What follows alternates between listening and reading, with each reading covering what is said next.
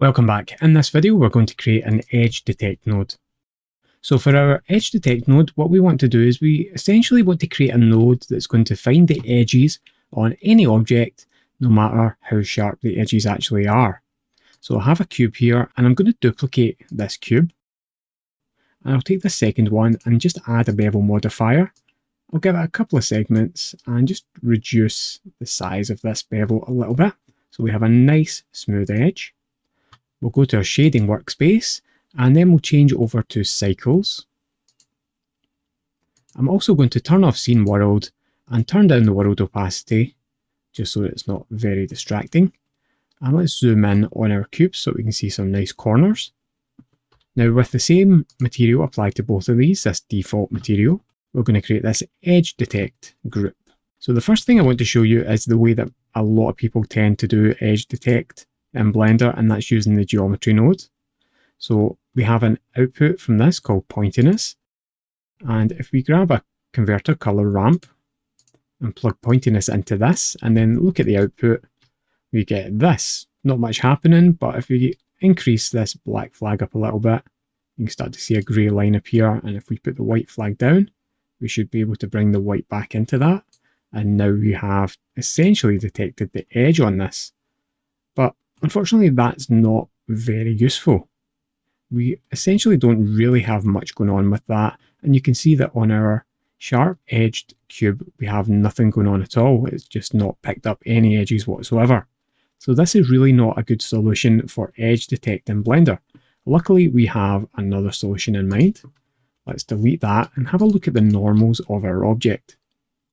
So on this object we have really sharp normals, and we have a really high contrast change from the blue on the positive Z face and the red on the positive X face, whereas on our beveled cube we have more of a gradual fade. In fact, you can see that I've not shaded this smooth, so each of these faces are a slightly different shade. Let's shade it smooth and see what happens. So when we do that, we now get a really nice gradient. So it'd be really good if we could have that same gradient on this other box and then detect it. So let's have a go at doing that. Let's add in an input bevel node and have a look at what happens when we look through the bevel node. So immediately you can see this edge now has that gradient. If we look very closely, we can still see this sharp edge. All we've done is we've taken the normals, and anywhere where we have a sharp change in color from our normals, it's just faded that slightly using this radius setting. Now it is doing the same on this other model, but it's a lot harder to see because we already had a gradient. So now if you think about it, we now have this new normal information created by this bevel node, and we have the original normal information from the original geometry node. So if we can compare these two normal outputs to see where the differences are, we should be able to identify that edge. And we can do that very easily with a converter vector math node. We will plug the normal from the geometry node in the bottom slot and the bevel in the first slot, and we'll change this over to dot product. Now watch closely when I change this. We have a vector output at the moment. This is going to change over to a value output, because this is going to give us a value out where these differences take place. So let's look at that, and you can see that now we have white anywhere where the normals are the same, and anywhere where the normals were slightly different, now we're getting this lower value. So what we can do is we can remap these values to make this a bit easier to work with. Let's grab a map range node, and we'll change the toMin to 1, and we'll change the toMax to 0. This inverts our values and essentially gives us a maximum value of 1 on our edges and a black value of 0 on our flat faces. Now to make this even better, let's increase the contrast by changing from min up to about 0.8, and now we get a nicer result. Now this is working really well on our sharp edge cube, but it's not working quite so well on our beveled cube. If we zoom in a little bit, you can see we have a lot of noise there, and that's maybe not going to work for us. Now we do have a setting within bevel called samples, and if we look over samples, it says number of rays to trace per shader evaluation. And generally, if you have a lot of noise, you want to increase your samples. In this case, increasing our samples will tidy this up, but it will then grab these individual lines and highlight those instead of going for the entire section. Now, in some cases, this is what you want. So we will be using the sample setting within our node group. But if you want to just get this entire edge, we'll take our samples all the way down to 2, and that will just blur out this edge completely and make it look a lot more like this first cube. So now essentially we have our edge select. But one more feature before we finish up this node group would be the ability to not only select our edge, but give it a kind of worn out look. So let's try that now. First of all, let's grab a texture, noise texture node. We'll add in our texture coordinate and mapping nodes using Ctrl-T, but we'll delete the mapping node because we won't really need that. And we'll make sure we're on object mapping. So at the moment we have a radius of 0.05, and we know the noise texture is going to output values between 0 and 1. So if we just plug our factor in just now, this is the effect we get. Obviously this is a bit too big, this is a huge radius, and now we don't have any way to control that radius. All we can do is change the scale of the noise, which isn't going to work. So what we can do now is we can add in a little node to help us. We'll grab a math node, we'll plug this in here, and we'll take this and we'll just divide this. And we'll divide this by 10 for the moment. And that takes us back to more or less what we had there, a much nicer, smaller line. We also have the ability to increase and decrease this value, which is going to essentially change the radius or the edge width of our selection. We can also change the scale of our noise. Let's take that up to about 25, 26. We can change our detail and our roughness. I think I'll keep the detail at 2, maybe put the roughness up a little bit. Now what we can also do is we can add in some controls in between here in case we don't want this noise breakup. So we'll do that with a color node. We'll grab a mix color and we'll plug this in here. Now if we have this in the second slot, this factor now becomes a control for adding in this wear. So with a factor at 0, we only get this number here, this value. And if we increase this all the way up, our noise texture starts to appear. So that's going to work really well for us. Now this is set to mix, which I think is what we want. We could change it to something like multiply. You can see that makes the edges a little bit smaller. And we can always plug in a value here to increase those edge sizes back up. So let's take this to a value of, I think I like the value of 0.5 in there at the moment. We will stick with multiply for the moment. And again, we do have this value in here that we can use. Now, as far as divide goes, this isn't very intuitive. If we want to increase our radius, we have to turn this value down. So maybe instead of a divide set to 10, let's take this and change this to a multiply set to 0.1. So multiply by 0.1 does the exact same thing as divide by 10. But now, if we increase this value, our radius gets bigger. Again, I'm not a big fan of using 0.1 as a default. I'd rather that default would be 1 in our node group. So we'll just grab another math node. We'll make this a multiply node. We will multiply this by 0.1. And we'll put in a value of 1 here. And we'll plug this in. So now if our default value is 1 and we increase that, we get a bigger radius. If we decrease it, we get a smaller radius. And that is going to work much better. So let's put our default value of 1 back in there.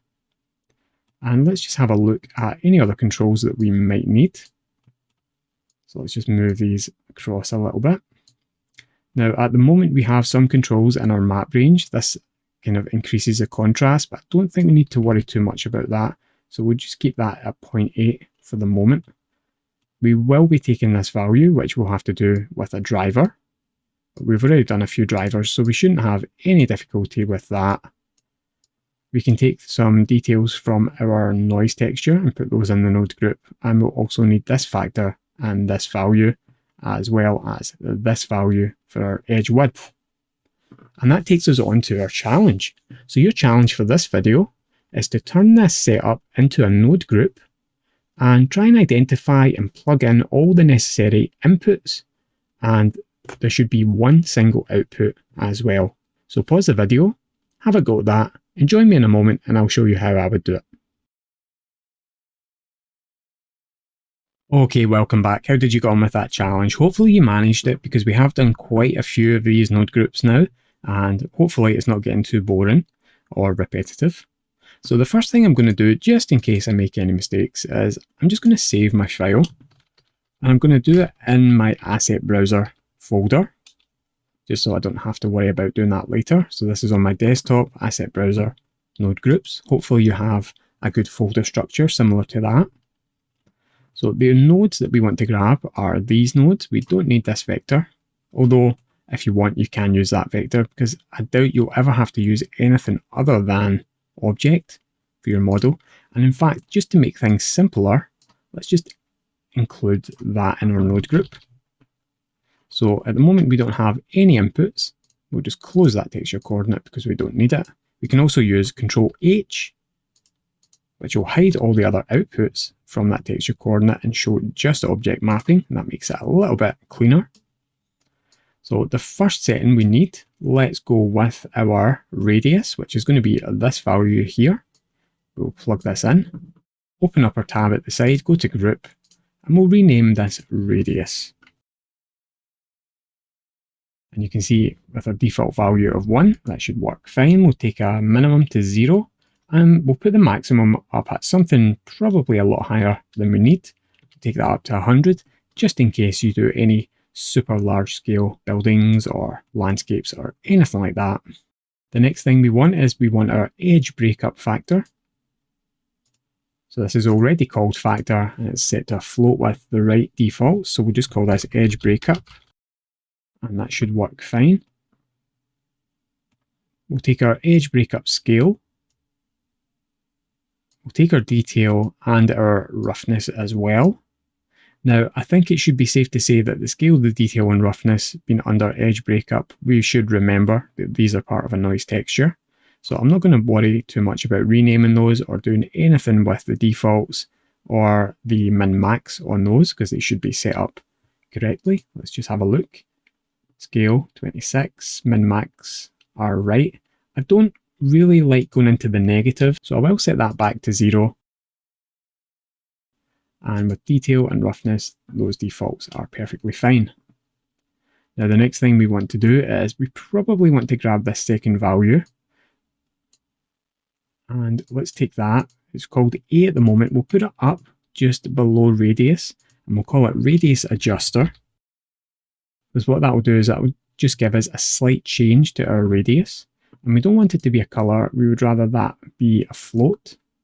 We'll take that default and we'll make that 0.5, which is I think what it was before. Minimum, maximum 0 and 1. That should be fine.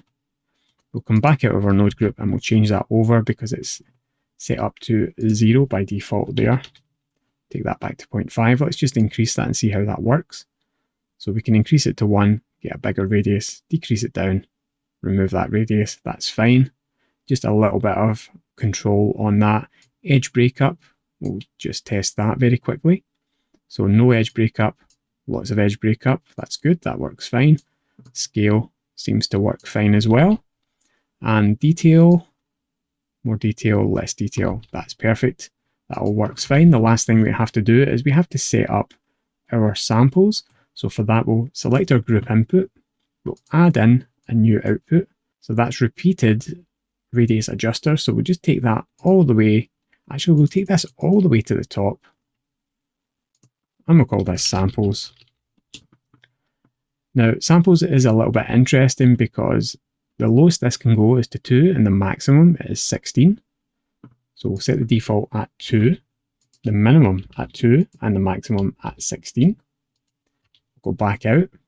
We'll grab our samples, we'll set this to 2, we'll copy as a new driver, go back in, and we'll paste this driver, and now this should work fine. So there we go, between 2 and 16. Now one thing to pay attention to here is this has 3 decimal points. By default, there's no way we can get this to be a whole number directly in the node, but you can see that there shouldn't really be any change when we're in between these decimals, it's going to essentially clamp itself to 2, 3, 4, 5, even if you're 2.5, 3.5. So we don't have to worry too much about that. And that's essentially our node group. So let's just name this edge detect. We'll copy this name and we'll paste it into the node itself in its name and label. We'll save our file, which I'll remind you is already in our asset browser. We'll save that. And finally, let's just make sure this is an asset by going to Blender File, Node Groups, and just right clicking and marking that as an asset. So now we have that and we can use this in any project, and it is really useful, especially since it will work on basically any object. In the next video, I'll show you how to use this edge detect to create a nice warm metal material. And I'll cover a few other tips and tricks and limitations of this edge detect node. So join me in the next video. I'll see you then.